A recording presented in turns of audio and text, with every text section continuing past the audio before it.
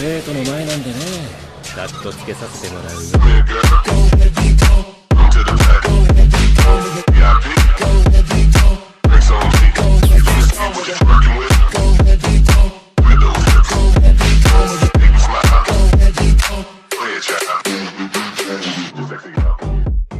Soy más que un señor oscuro, capítulo 566 al 570. En la oscuridad más absoluta, un silencio sepulcral se extendió como una plaga.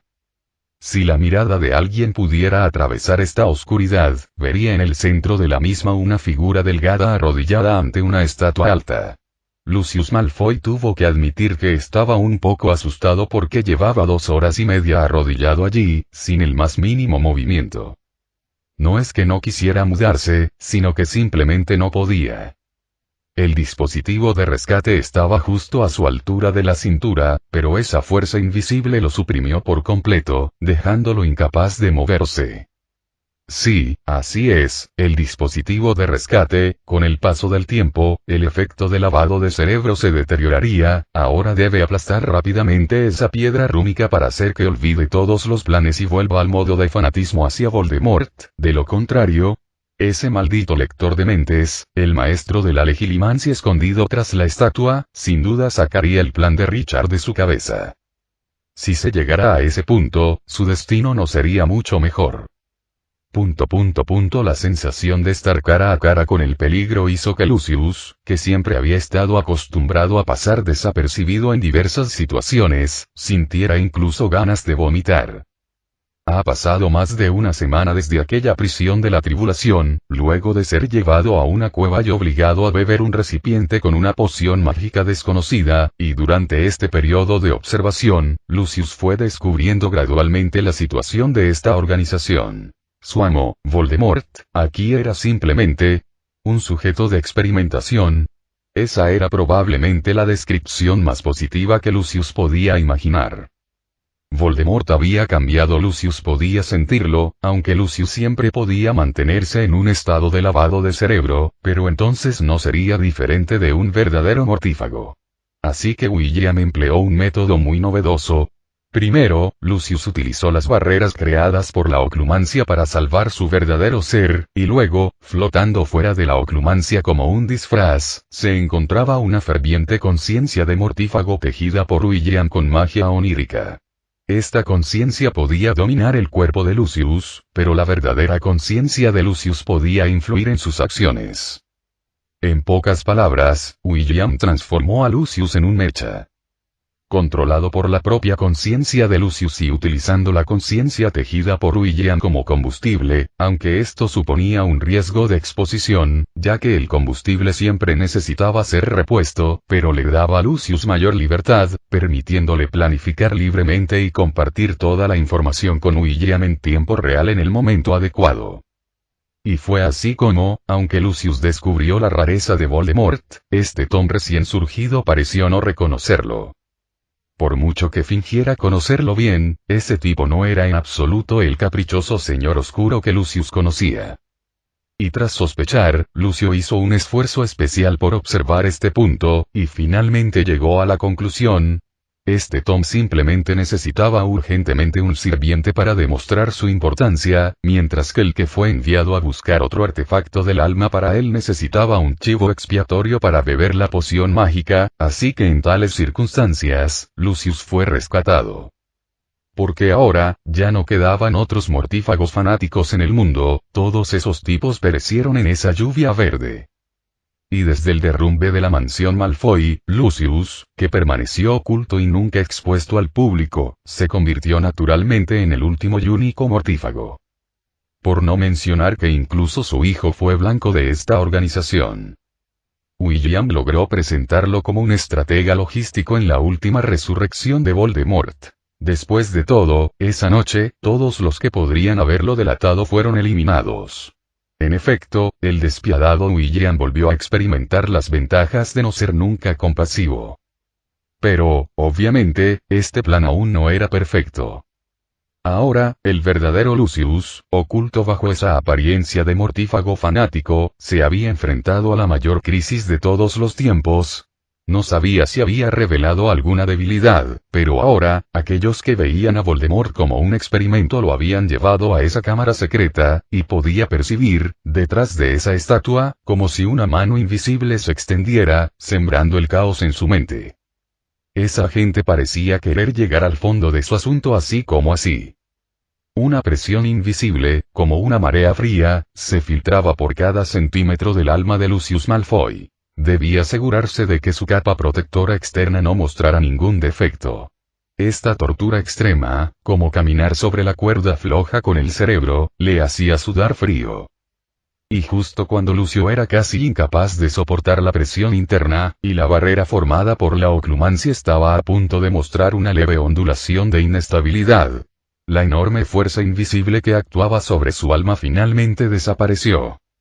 Un suspiro apenas audible provino de detrás de la estatua, seguido inmediatamente por la pesada puerta de la oscura cámara que se abrió silenciosamente tras él. Un resquicio de luz tenue se filtró desde el exterior, trayendo un rastro de calor rancio. Una voz fría pero emotiva resonó directamente en su mente. «Vete». En ese instante, la fuerza que sujetaba su cuerpo desapareció simultáneamente. Fue casi por instinto de supervivencia que Lucius no se desplomó inmediatamente en el suelo. Se apoyó contra el entumecimiento de sus rodillas, con el rostro contraído bajo su despeinado cabello rubio platino, y en el momento en que cruzó el umbral de la oscura cámara, su mano izquierda, previamente oculta en la manga, se extendió rápidamente, agarrando con precisión la piedra rúnica de textura fría sujeta al interior de su cinturón. Sus nudillos se tensaron repentinamente. Grieta, con un sonido apenas audible de rotura, una tenue luz azul recorrió todas sus venas en un abrir y cerrar de ojos, para luego desvanecerse por completo al instante siguiente. Este poder arrasó brutalmente con todas las emociones reales, sustituyéndolas por un calor embriagador y placentero. Una reverencia total por el poder oscuro, una lealtad absoluta a su amo Voldemort, una emoción ferviente dispuesta a sacrificarlo todo por los grandes ideales de su amo. La cámara central construida por oclumancia estaba envuelta en un espeso magma de fe, y el verdadero Lucius se encontraba temporalmente sumergido en el fondo. Ahora, era un verdadero y devoto mortífago renacido gracias al gran poder del maestro. La astucia y el miedo que una vez ardieron en sus ojos se habían extinguido por completo, dejando solo un fanatismo ardiente, casi vacío, que incomodaba con solo una mirada. Se ajustó la túnica, se irguió, con el rostro enrojecido por un brillo rojo mórbido y una profunda embriaguez. No miró hacia atrás, a la puerta oscura que se cerraba silenciosamente tras él, ni investigó la presencia que se escondía en las sombras cercanas. Ahora solo un pensamiento ocupaba su mente. Regresa al lado del maestro. Mientras caminaba por el camino desconocido, Lucio se ajustó la túnica y aceleró el paso. Se encontró en una mansión, muy parecida a la que una vez poseyó, con sus edificios altos y extensos, decoraciones lujosas, criadas que pasaban ocasionalmente por los pasillos y griega. Al ver que alguien se acercaba desde la dirección opuesta, Malfoy se detuvo y se hizo a un lado para dejar paso. Y las colinas cubiertas de viñas y sus peculiares habitantes. En efecto, gente peculiar.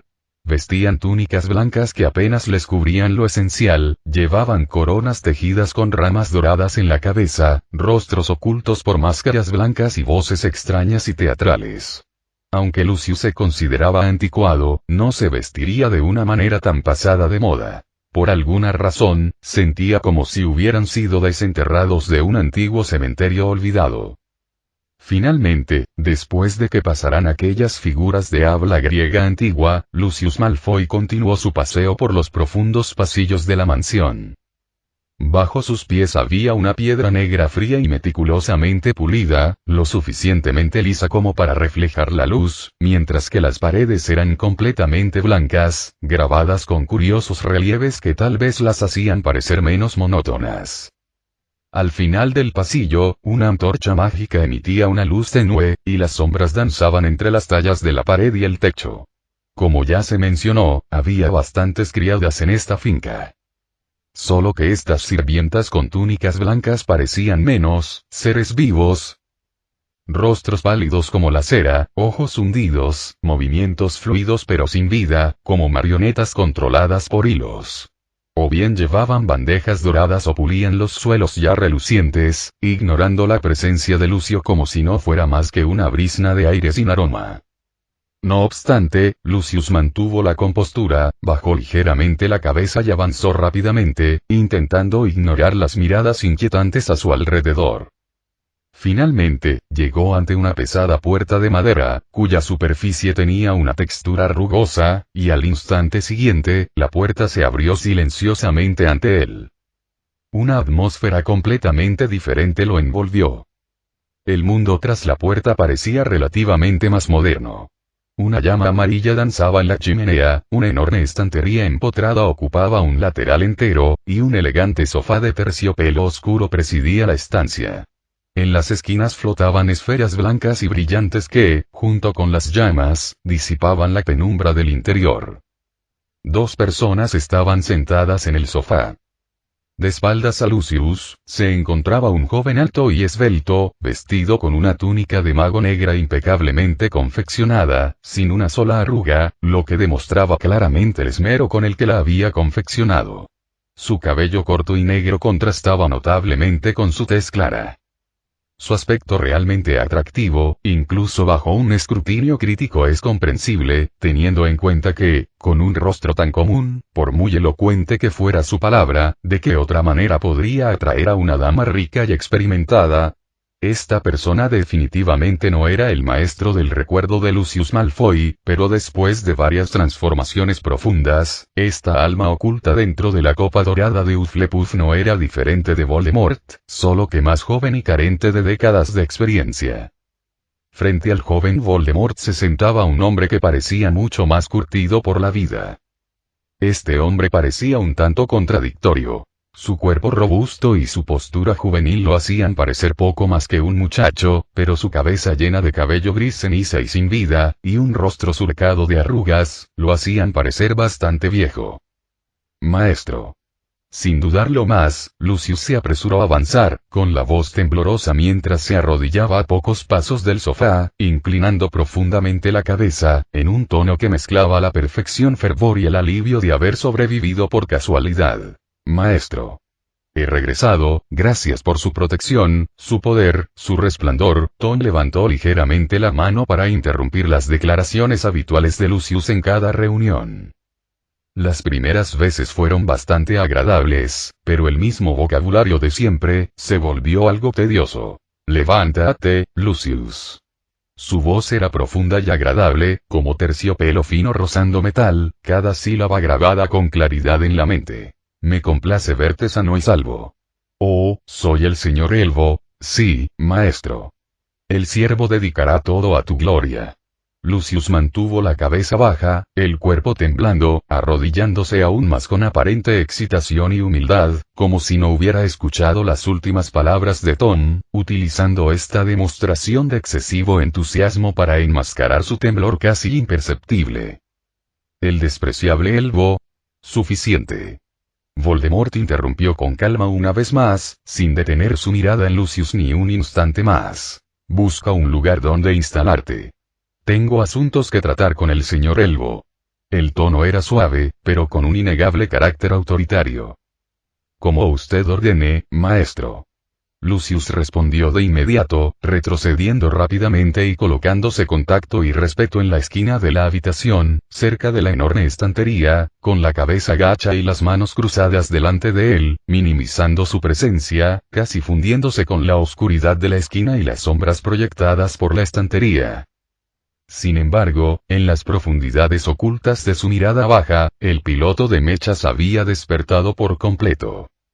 El muro de contención mágico de William, que simulaba las fervientes emociones de los mortífagos, mantenía firmemente el flujo emocional exterior.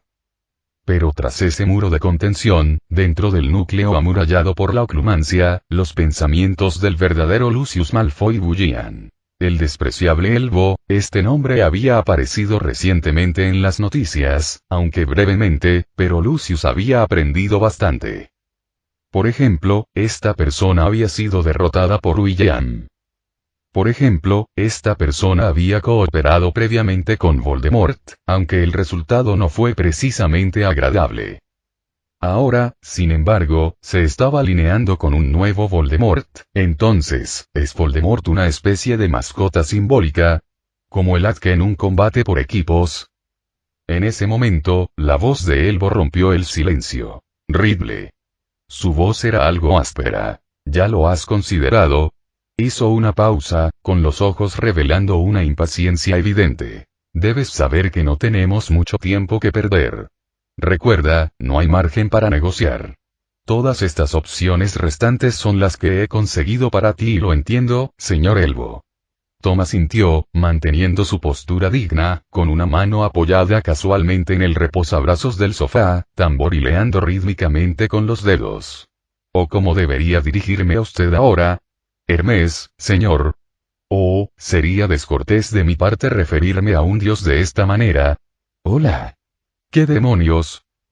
Un momento, ¿cómo se convirtió esto en un cuento mitológico? Lucius se sentía algo aturdido, su pobre Q trabajaba a toda velocidad, pero aún así no lograba comprender el significado de las recientes palabras de Voldemort. ¿Cómo lo supiste? Elbo parecía algo desconcertado, pero su tono no denotaba una pregunta. La impaciencia en su rostro desapareció de repente, reemplazada por una mirada juguetona.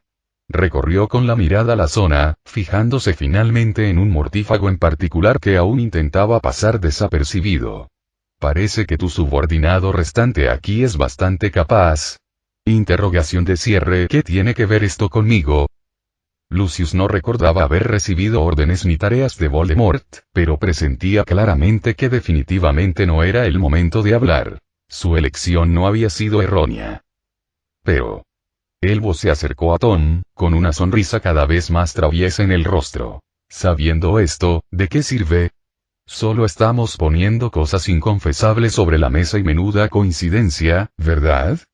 De hecho, quiero saber el contenido exacto de esos tratos inconfesables. Tom no dio señales de ceder. En cambio, agitó suavemente la mano y una botella de vino que estaba en el estante voló entre los dos. El líquido color vino se vertió de la botella, llenando la mitad de dos copas que aparecieron sobre la mesa del té. Vamos, Lord Hermes. Ya que se pueden poner en la mesa. Elbo no se movió, sino que entrecerró los ojos. Un silencio sepulcral se apoderó del lugar, justo cuando Lucius dudaba si salvarlos o traicionarlos. De repente, Elbo tomó la copa que tenía delante. Me gustas, dijo, confesando inesperadamente, aunque no del todo eres mucho más interesante que ese lunático. Dicho esto, Elbo se bebió el vino de la copa de un solo trago. ¿Lunático? ¿Mi yo del futuro? Tom también se rió, probablemente aceptando la confesión. En realidad no. Entonces empieza con él, ese tipo, ¿hay alguna posibilidad de que vuelva a la vida? Por supuesto que no. Entonces, igual que tú, olvídalo, tú tampoco tienes ninguna posibilidad de volver a la vida. Decepcionado. Por supuesto que habrá algunos. Al fin y al cabo, ¿quién querría vivir en un estado tan inhumano, tan ajeno a los fantasmas? El tono de Tom se mantuvo tranquilo, pero cualquiera podía percibir la profunda reticencia que se escondía tras esa calma. Levantó la mano para observar con atención. Su mano, algo transparente, vibró levemente. Sí, ahora se encontraba en un estado espiritual. No, esto ni siquiera puede llamarse vivir. Pero ya te expliqué el método antes, ese método que no se diferencia del suicidio. Mencionaste que el hombre mató a docenas de magos negros con un solo encantamiento. Tom frunció el ceño. Entonces, ¿cómo se debe tratar a alguien como él? ¿Debemos arrodillarnos ante él y rogarle clemencia? Por supuesto que no. El método es simple, la razón por la que no puedes resucitar es que alguien ocupa tu lugar en la vida, solo necesitamos matar a ese, pequeño. Elbo negó con la cabeza, dibujando un suave arco con el cuello, expresando claramente lo que quería decir. Así de simple. Así de simple. ¿Debo creer semejantes palabras incendiarias provenientes de un dios del engaño? No tengo por qué engañarte, Tom.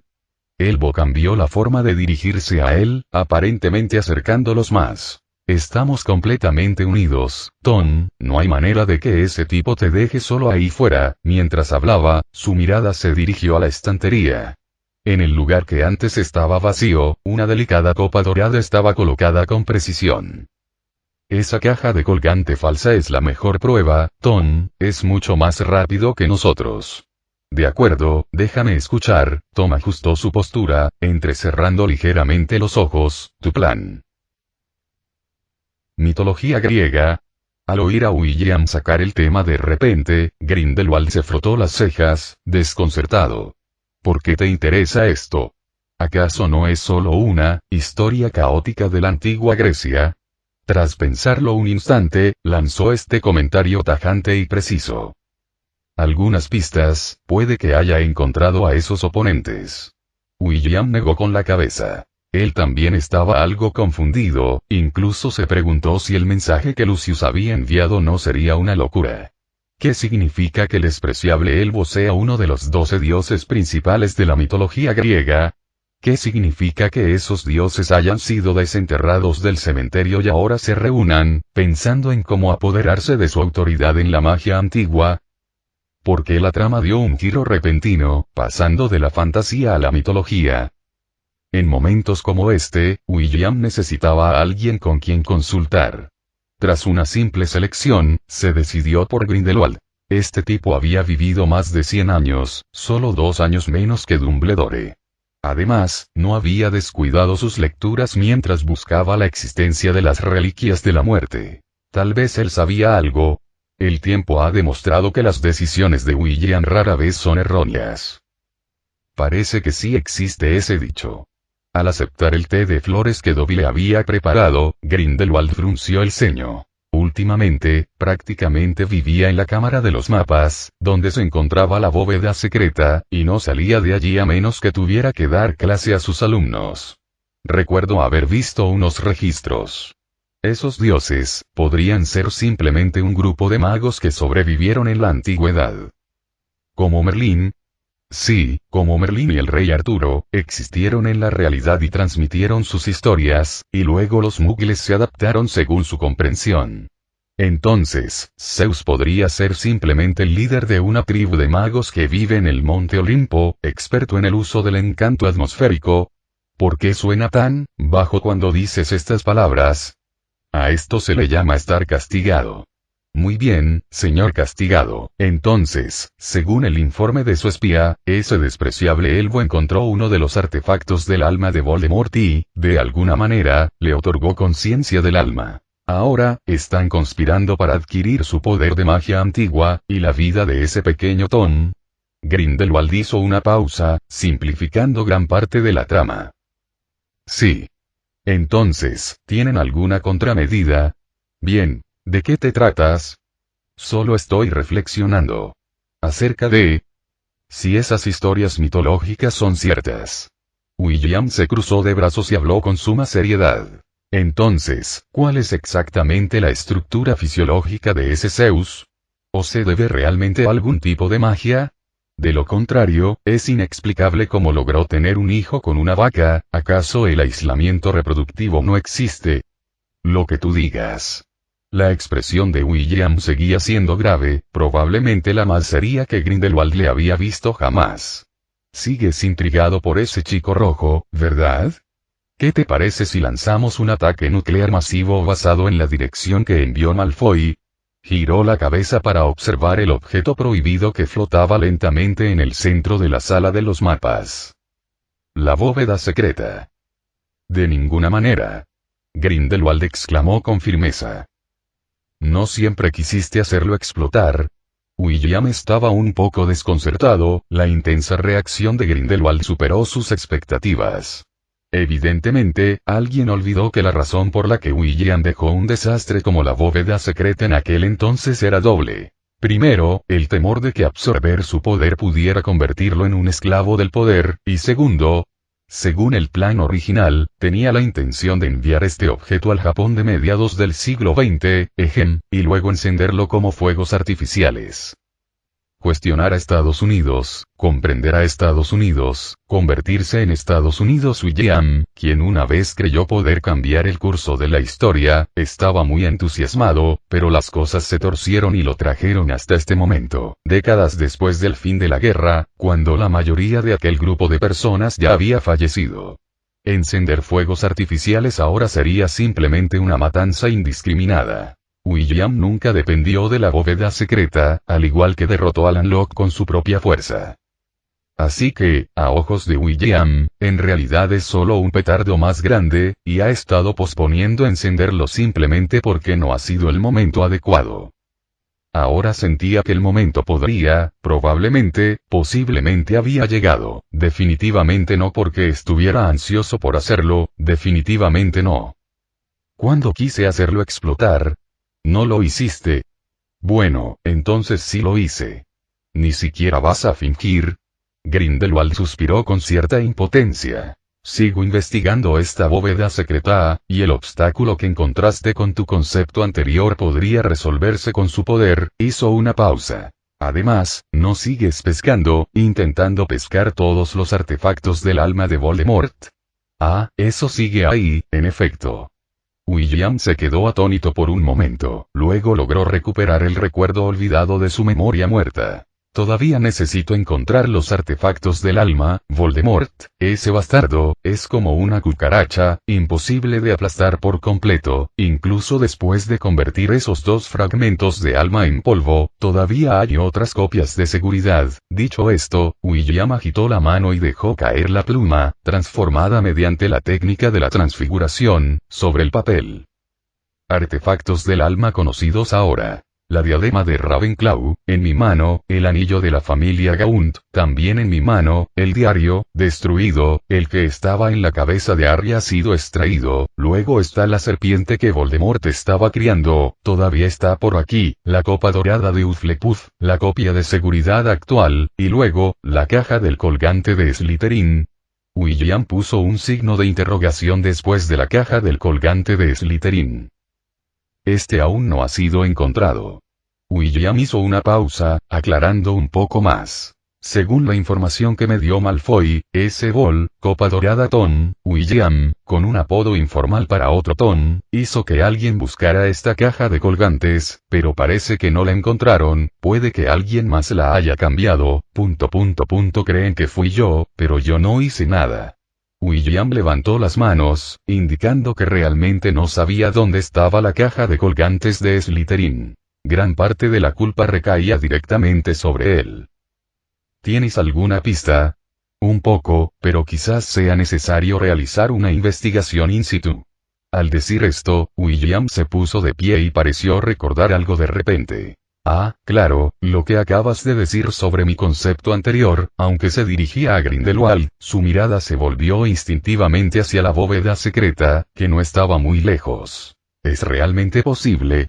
Aún necesita confirmación, entonces tómate tu tiempo para confirmar.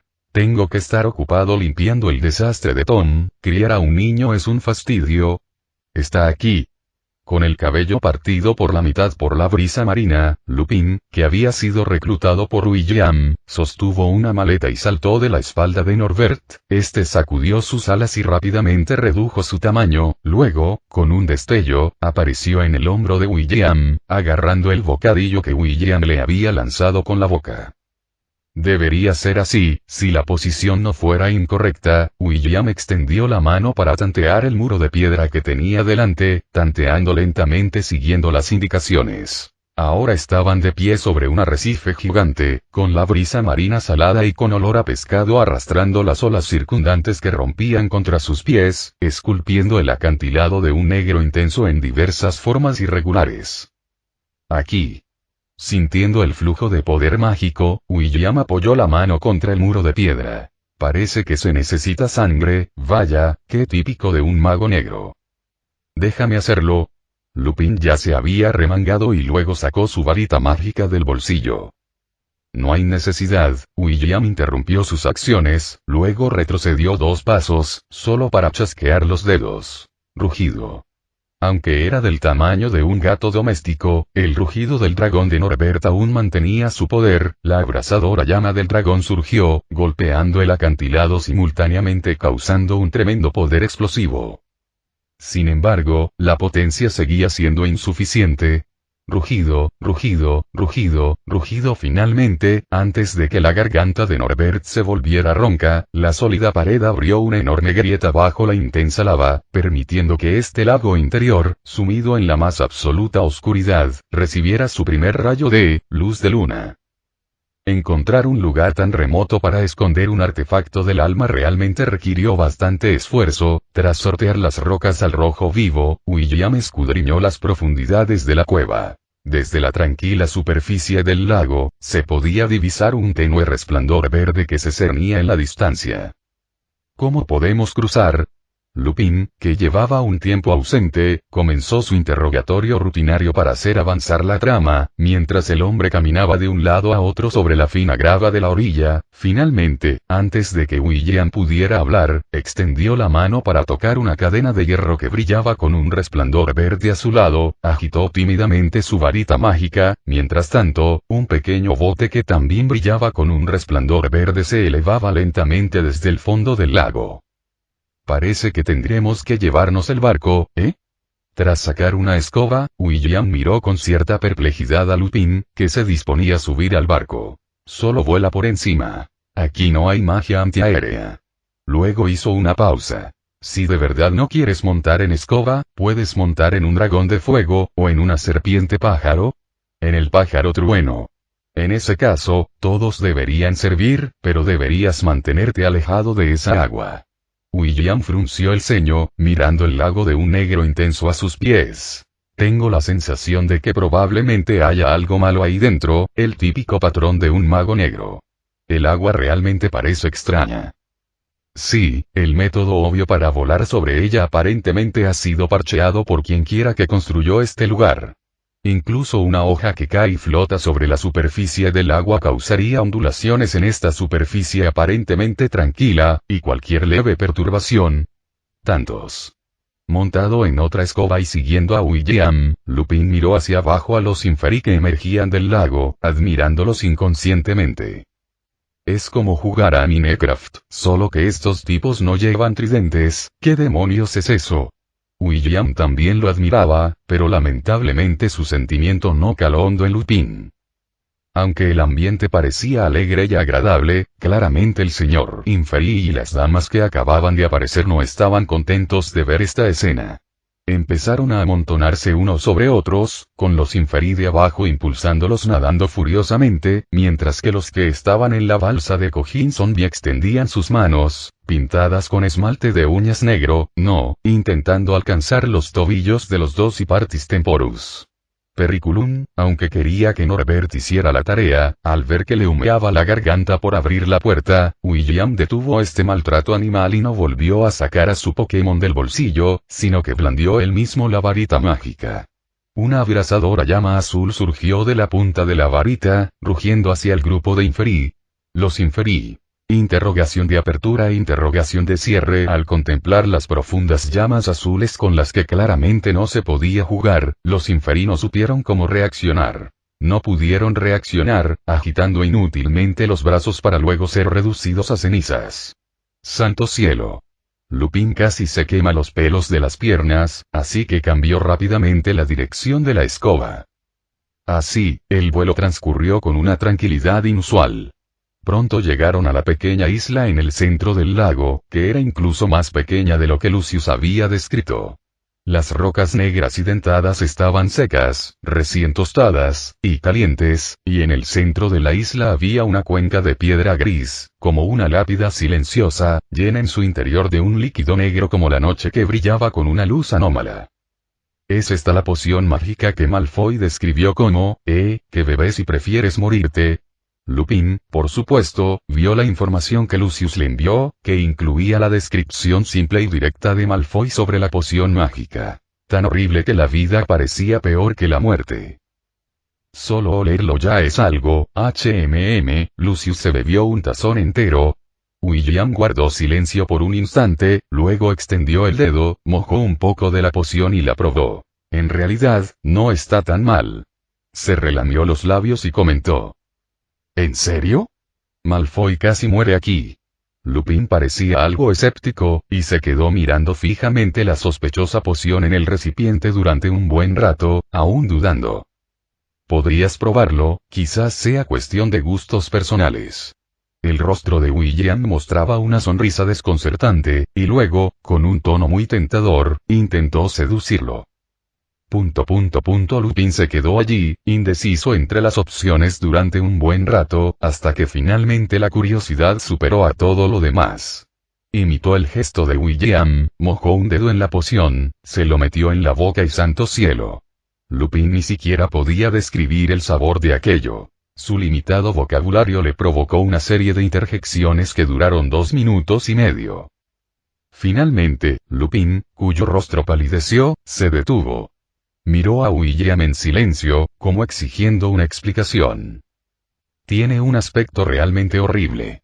Al presenciar la actuación de Lupin, William asintió, confirmando que la información era correcta. ¿Qué? Ah, es que antes me puse el dedo anular. William, con naturalidad, volvió a demostrar cómo cambiar de dedo, dejando a Lupin tan atónito que sus pupilas perdieron su brillo. ¿Y ahora qué haremos con él? Tragó saliva, evidentemente aún recordando el sabor reciente. Déjalo. William extendió la varita mágica, apuntando al fondo del cuenco de piedra. Tras un leve sonido de explosión, el cuenco se volcó y la poción que contenía se derramó. Originalmente, en ese momento, se activarían las últimas cartas de Voldemort y hordas de Inferi saldrían del lago gritando. Pero, lamentablemente, la mayoría de los Inferi quedaron reducidos a cristales debido al incendio anterior, por lo que no había un plan B para escapar. La poción se esparció por el suelo, mientras que el fondo vacío del recipiente verificó una vez más la conjetura de William. Revelio. Revelación del prototipo, entonces, blandió la varita mágica. La piedra rúnica en su mano se convirtió en polvo, una nueva palangana de piedra llena de líquido plateado surgió a su lado, el líquido fluyó, al instante siguiente, 2 figuras a su alrededor tomaron forma, la palangana de piedra que William acababa de hacer añicos fue restaurada a su forma original simultáneamente. Malfoy.